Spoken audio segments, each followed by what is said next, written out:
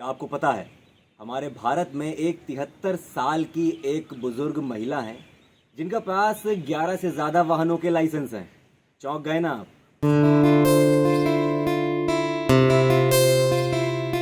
नमस्कार, आप सबका स्वागत है मेरे चैनल वॉक एंड टॉक पे। मैं हूँ आपके साथ आयुष। तो एक और नई कहानी के साथ मैं आपके सामने हाजिर हूँ और ये कहानी बड़ी ही रोचक है। और ये ऐसी कहानी मैं इसलिए आपके सामने लेके आया हूँ, ये एक तरह से आपको प्रेरणा का स्रोत भी है, ताकि पता चलेगा कि लाइफ में आप किसी भी उम्र पे कोई भी चीज़ कर सकते हैं। मोटिवेशन कहते हैं ना, हमेशा खुद के अंदर से आती है। बाहर की दुनिया तो सिर्फ आप देखते हैं, मोटिवेशन हमेशा अंदर होती है। वही एक कहानी है 73 साल की अम्मा की। इनका नाम है राधामणि अम्मा और ये केरल की रहने वाली है। इनके पास 11 से ज़्यादा वाहनों के लाइसेंस हैं। अब आप सोच रहे हो 11 से ज़्यादा वाहन, हाँ, लेकिन अब ये मत समझिएगा ये कार इनोवा चला लेती होंगी या स्कॉर्पियो चला लेती होंगी या एक्सयूवी चला लेती होंगी, नहीं, ऐसा नहीं है। 11 से ज़्यादा वाहन, मतलब अलग अलग कैटेगरी के गाड़ियों के लाइसेंस हैं इनके पास। सोचिए, मतलब एक 2 व्हीलर होता है, फिर 3 व्हीलर होता है, फिर 4 व्हीलर होता है, फिर इस तरह से ट्रक, क्रेन, बुलडोज़र और जितनी भी तरीके की मशीनरी वाली गाड़ियाँ होती ना, वो सारे इनके पास लाइसेंस हैं।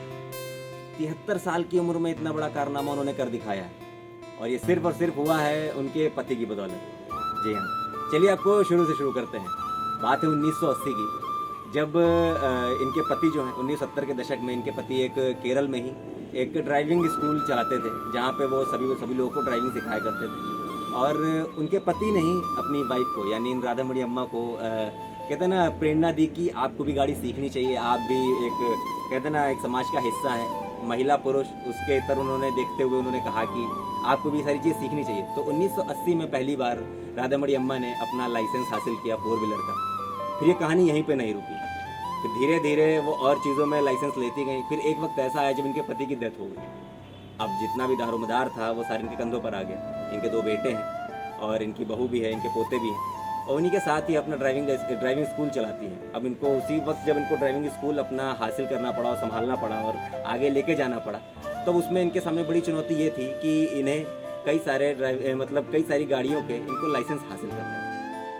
बस वही इनकी प्रेरणा बनी और ये आज भी अपने इंटरव्यूज़ में कहती हैं कि इनके पति ही इनके, कहते हैं ना, प्रेरणा का स्रोत है।